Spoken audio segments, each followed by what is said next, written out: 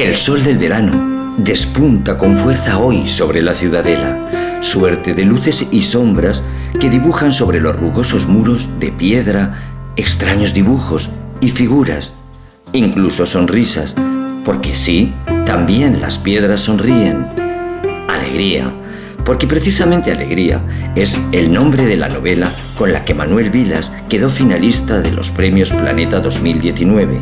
Manuel, barbastrense de nacimiento, cierra con alegría un círculo biológico que comenzó con su anterior y exitosa novela, Ordesa.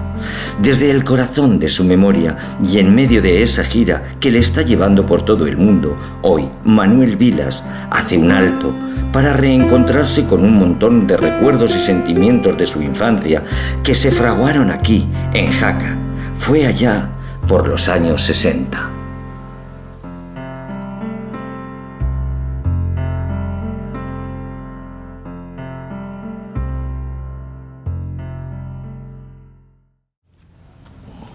Manuel Vilas, buenas tardes y bienvenido al Castillo de San Pedro. Yo no sé, Manuel, si detrás o de ese reencuentro con los sentimientos de la infancia, en esa mochila hay algún recuerdo, no sé, de la ciudadela de Jaca.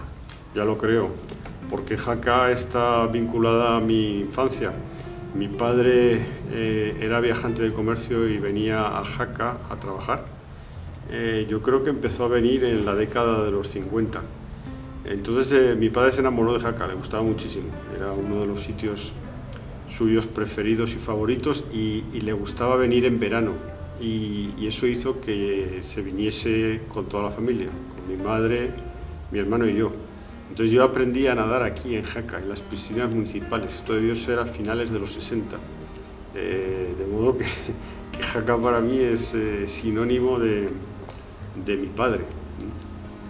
Es una década, la de los años 60, que quedaban tantas cosas por conocer y descubrir. Por ejemplo, en la zona del Pirineo, en Jaca, era el nacimiento incipiente del turismo. ¿Cómo recuerdas? Porque tengo entendido que también subías a Candanchú, a Astún. Sí, yo tengo muchos recuerdos. Bueno, este que te he dicho es el primero, pero luego yo recuerdo que mi padre y otros amigos de mi padre, matrimonios jóvenes entonces, a principios de los 70, empezaron a subir a la nieve, a Candanchú, porque Cerler, que era la estación que nos hubiera quedado cerca de Barbastro, que nos quedaba cerca de Barbastro, todavía hasta el 72 no se inauguró.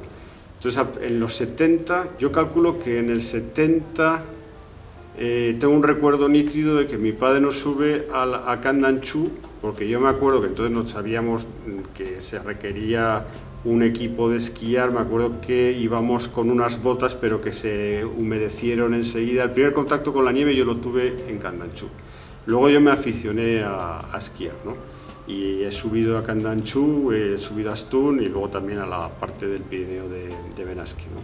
Pero me acuerdo de las primeras excursiones a esquiar a Candanchú.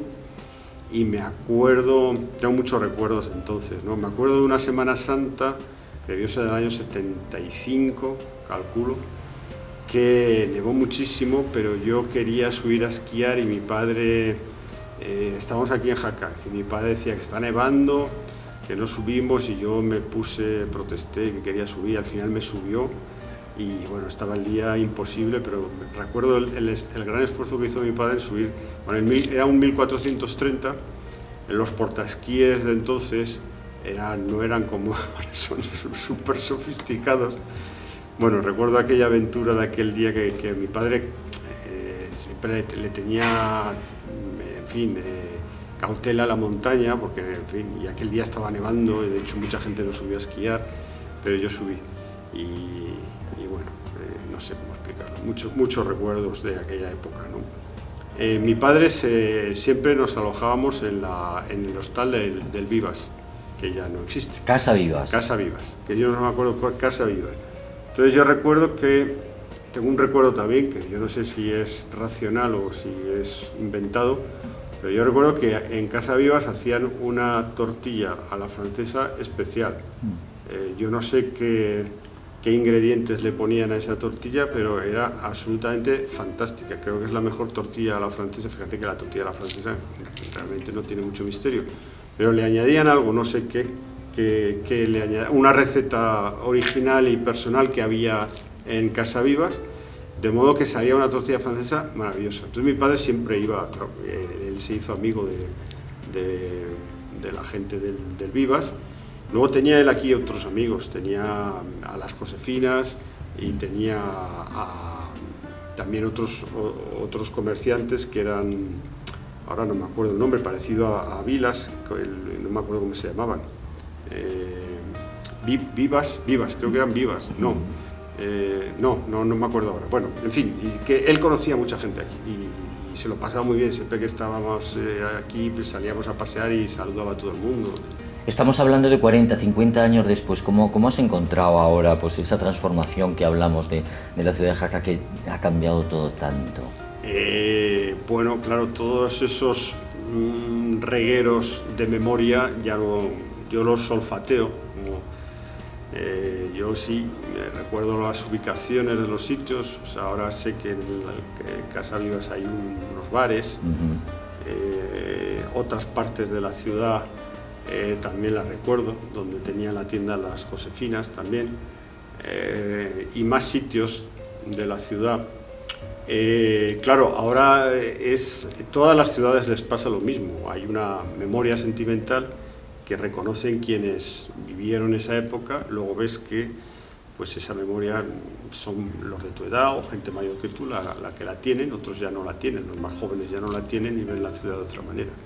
Es una cosa sentimental, nostálgica, mucha nostalgia, claro, porque tú estás viendo el presente, pero en tu memoria se sobrepone a ese presente toda una lámina iconográfica del pasado. Entonces, claro, pues casi es... a veces casi tienen una sensación, a veces casi como si consiguieras viajar en el tiempo y juntar el presente y el pasado. Pues fíjate que te has adelantado a mi siguiente pregunta, que era precisamente esa. No vamos a entrar a ver si la nostalgia es buena o mala, pero la nostalgia es alegre, es triste, es las dos cosas. ¿Qué piensas? Bueno, la nostalgia en realidad es necesaria, más que otra cosa, porque la nostalgia es que uno tiene un pasado. Sentir... o sea, el ser humano es un ser nostálgico en tanto en cuanto cumple años. Es decir, el problema de no ser nostálgico es que no has cumplido años. O sea, cualquier persona que tenga de 50 para arriba va a tener nostalgia, porque simplemente llamamos nostalgia a llevar el pasado encima y de vez en cuando activar esa zona de la memoria donde está el pasado y entonces te produce una sensación. Bueno, la nostalgia también es lo que como tú quieras gestionarla, ¿no? Yo creo que la llevo bastante bien, porque la nostalgia también, la parte positiva de la nostalgia es que es una fuerza de conocimiento. Si renunciara a la nostalgia sí que me parecería un error, porque la nostalgia significa que uno estuvo en el pasado y que lo recuerda. Y eso es conocimiento, es ensanchamiento de la vida, es una experiencia grande de haber vivido. Y bueno, pues hay que saber incorporar. Evidentemente el pasado no va a volver, esa es la parte que te produce tristeza, ¿no? Ese pasado, y sobre todo quienes habitaron en ese pasado, que suelen ser personas que tú quisiste, por ejemplo tus padres, ¿no? O tu familia, ¿no? Entonces tienes que, en fin, darte cuenta de que eso no va a volver, pero aún así pues transitar esa zona de tu memoria porque es hermosa, ¿no? Y tienes derecho a tenerla incorporada en tu presente, ¿no? Me gustaría detenerme en una frase que te he leído, que es una botella tirada al mar, haciendo de puente entre dos generaciones, que vendría a ser lo que es Alegría. Sí, Alegría es un libro en donde yo me sitúo como hijo y como padre. Es decir, yo en Ordesa, en mi anterior novela, traté el duelo por mis padres muertos y me di cuenta de que si tú invocas a tus padres y si tú has sido padre también o madre, pues automáticamente estás en una zona media, ¿no? entre los antepasados y los descendientes, ¿no? Y ahí, desde un punto de vista biológico, yo me di cuenta de que se resuelve lo más intenso de la condición, lo más intenso y lo más trascendente de la condición humana, es decir, tú como hijo y tú luego como padre o madre, ¿no? Manuel, ¿Cualquier tiempo pasado fue mejor para ti? Bueno, no, el pasado, ahora, a ver, yo recuerdo a mi padre, la vida de mi padre fue mucho más dura que la mía. Todos los que sean de mi generación y procedan como procedo yo, pues de la clase media española, saben que los padres que crearon familias en los años 60, yo nací en el 62, tuvieron que luchar con muchas penalidades y adversidades, y era un momento, pues, les tocó un poco cierta bonanza, una considerable bonanza económica, que fue el desarrollismo de los años 60, pero tuvieron, en el caso de mi padre, por ejemplo, él no tuvo oportunidades para estudiar, ni para viajar, entonces la España que yo he heredado es mejor. O sea, yo he podido ir a la universidad, mi padre no pudo ir a la universidad, he podido leer libros, he podido viajar, he podido tener una vida con más posibilidades en todo orden, ¿no? Ahora bien, no obstante, eso no significa que yo haya sido más feliz que mi padre. Probablemente, esta es una de las paradojas que yo siempre digo, ¿no? Probablemente mi padre, con mucho menos que yo, fue más feliz que yo. Esta es una paradoja interesantísima, ¿no? Sí. Y bueno, pues porque a lo mejor la felicidad es una cosa muy misteriosa, también la alegría es muy misteriosa. En general, la vida de los seres humanos es mucho más misteriosa de lo que a veces nos creemos, ¿no?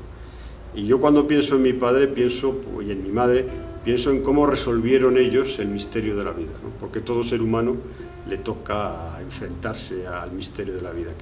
¿A qué llamo yo misterio de la vida? Pues a todas esas cosas que no sabes muy bien qué son, pero que las tienes delante y que tienes que vivirlas, ¿no? Alegría. Alegría es un título, pero ¿fue una consecuencia de la obra o fue un punto de partida? Es decir, cuando tú escribes la novela, ¿tenías claro cómo se iba a llamar? No, bueno, se me reveló un poco hacia la mitad. Cuando se te revela el título de un libro, ya te sientes más seguro, porque ya empiezas a forjar todo lo que estás escribiendo desde ese título, ¿no? A mí la palabra alegría en español tiene una sonoridad maravillosa. Pensé que era el sentimiento, después de haber vivido, yo tengo ya 58 años, pues pensé, digo, la alegría creo que es el sentimiento clave del ser humano. La condición, la parte fundamental del alma es la alegría. Lo que yo quiero, en todo caso, lo que yo quiero es sentir alegría. Y me pareció que era mejor sentimiento que otros que también se habla mucho. Por ejemplo, mejor que la felicidad me pareció la alegría, porque la alegría era primitiva, atávica, biológica, ancestral. No tiene que ver con el éxito. Es decir, la felicidad es un sentimiento muy vinculado al éxito, a lo que socialmente hoy se entiende como éxito en la vida. Por ejemplo, el éxito laboral, el éxito económico, yo qué sé, todo tipo de éxitos que hoy están vinculados a la consecución de la felicidad. Y la alegría era más humilde. La alegría es simplemente un señor o una señora que dice, nada, estoy vivo, hay luz, existen los pájaros, los árboles, los ríos, las calles.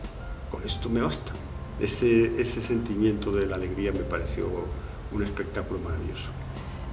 ¿Me equivoco si en esta novela, por decirlo de alguna manera, te has desnudado? Porque he leído que va a caballo entre la confesión y la autoficción. No, es una novela. Yo soy un escritor muy autobiográfico. Mis novelas están inspiradas en mi vida, lo que se cuenta allí. Mucha gente que me conoce, los que me conocen de cerca y saben mi vida, cuando leen mi libro saben perfectamente que lo que cuento es real, porque a mí me gusta que las historias que cuento en mis novelas tengan ese plus de autenticidad. Cada escritor tiene su mundo. Unos utilizan más la ficción, otros se inspiran más en hechos que han vivido. Yo me inspiro mucho en hechos que he vivido porque los conozco. Si lo he vivido, conozco lo que estoy hablando, y entonces eso me da una seguridad que me viene bien a la hora de escribir. Hay algo que a mí me ha llamado mucho la atención, ¿no? Y es como una intención filosófica en lo que escribes. Hay una, yo creo que todos los seres humanos, que tiene que ver un poco con la edad madura. Yo creo que cuando uno es joven está viviendo intensamente. El momento de la juventud es el de la vida intensa. También lo es el de la madurez, ¿eh? O sea, que yo vivo intensamente igual. Pero la madurez, aparte de vivir intensamente, te va añadiendo una curiosidad y unas ganas de explicarte un poco las cosas, ¿no? De ver razones y de ver causas y de tratar de entender. Y eso es lo que yo lo paso a mi novela, y es lo que a veces da la sensación de pensamiento filosófico, pero no es más que un hombre que se plantea cosas, que indaga, que explora, que se pregunta, y yo creo que eso lo hacemos todos, ¿no? Pues sobre todo pues cuando ya tienes cierta edad, oye, ¿qué viví yo? ¿Cómo ha sido mi vida? Y empiezas, y los recuerdos, ¿no? Y empiezas a investigar esos recuerdos y hablas con uno, con otro, intentas aclararte un poco, ¿no? La filosofía en realidad no es más que un deseo de aclararse un poco para que la vida sea, ¿cómo decir?, casi menos hostil, porque en tanto si tú conoces mejor la vida, pierde hostilidad, la vas conociendo, y cuando conoces algo estás en situación de convivir con eso. Hay en tu obra como una intencionalidad, y es una opinión personal, de ser felices. A mí me llama poderosamente la atención cuando dices algo así como que el éxito es que alguien te espere en alguna parte. Yo lo he pensado mucho, esto, y yo no me muevo ni una coma de lo que dije. Efectivamente, el sentido de la vida es que alguien te espere en alguna parte. Es decir, ese es el éxito en la vida. El éxito en la vida es que tu vida haya despertado amor en otra persona. Y con eso uno ya se puede ir tranquilo de este mundo, ¿no? Si alguien le ha querido, ya es bastante, ¿no? Porque si alguien te ha querido alguna vez, tu vida, digamos, ha brotado, ¿no? Ha sido fértil, ¿no? Y eso es, creo que es así.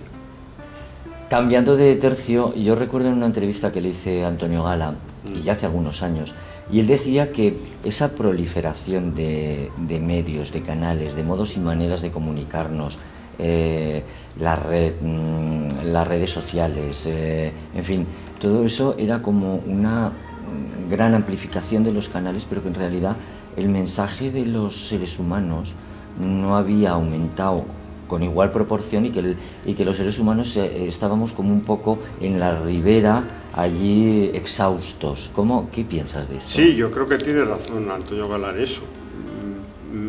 Lo que pasa es que, bueno, las redes sociales son el uso que tú sepas darle. Lo que pasa es que los seres humanos ya sabes que siempre acabamos usando las cosas, en fin.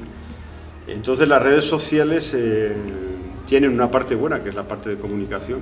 Si tú estás dispuesto a darle un uso generoso y moralmente bueno. Pero claro, nos encontramos con que ahora en las redes sociales hay mucho odio, ¿no? Yo las frecuento, yo uso el Twitter y pues muchas veces veo cosas interesantes y otras cosas veo odio y malos sentimientos y, en fin, catastrófico, ¿no? Pero detrás de las redes sociales, detrás de mucha tecnología hay un deseo de comunicación, y eso, bueno, pues eso es consustancial al ser humano. No podemos vivir lo que el sentido de la vida para un hombre o para una mujer es estar con. Entonces, lo que pasa es que para estar con no hace falta estar en Twitter, puedes estar con los vecinos de tu barrio, con tus amigos, con tu familia, ¿no? A veces también pasa que no queremos estar con los que tenemos cerca y elegimos estar con gente que no conocemos de nada, ¿no? Y eso es un poco signo de los tiempos, ¿no? Pues fíjate que esta pregunta me da pie para la siguiente, y es que te voy a invitar un poco a una pregunta que es como un juego. Te doy la oportunidad de que grabes un mensaje que será encapsulado, pues ya no te voy a decir si en un USB o en la nube, o vete a saber dónde, pero es una reflexión, un pensamiento, unas frases que serán descubiertas dentro de 300 años dentro de algún muro, de esta ciudadela, ¿qué te gustaría, o si te gustaría dejarles algún mensaje para dentro de 300 años? Pues en el año 2300, mensaje para el año 2320, que sepáis que yo ya he pensado en vosotros. Y sé que ya no existen los países, sé que al fin lo habéis conseguido y que la humanidad entera forma una sola nación. Lo espero, y espero que haya mucho amor y mucha justicia y mucha libertad en esa humanidad. Pues Manuel Vilas, yo concluiría esta entrevista diciéndote que quizás leyéndote, yo he aprendido que la búsqueda de la felicidad, la llave para esa búsqueda es al final la alegría. Muchísimas gracias por esta entrevista y esta ha sido tu semblanza. Gracias. Hoy hemos sabido que Manuel aprendió a nadar en las desaparecidas piscinas del Paseo de la Cantera, que conoció las estaciones de Astún y Candanchú allá por los años 60, cuando ni siquiera estaban aún de moda, que los recuerdos de su infancia en Jaca habitan en la mítica Casa Vivas de la calle Gilberges. Hemos aprendido que la alegría es una cosa humilde, es simplemente ver la luz del sol, sentir que puedes mover las manos, respirar, disfrutar del viento o de un paisaje, caminar o beber un vaso de agua. Hoy hemos aprendido también que Manuel en Jaca se siente como en casa, que la literatura, a fin de cuentas, es cuando alguien abre un libro y se produce una emoción. Pero sobre todo, hemos aprendido que el mayor éxito es cuando alguien te espera en alguna parte.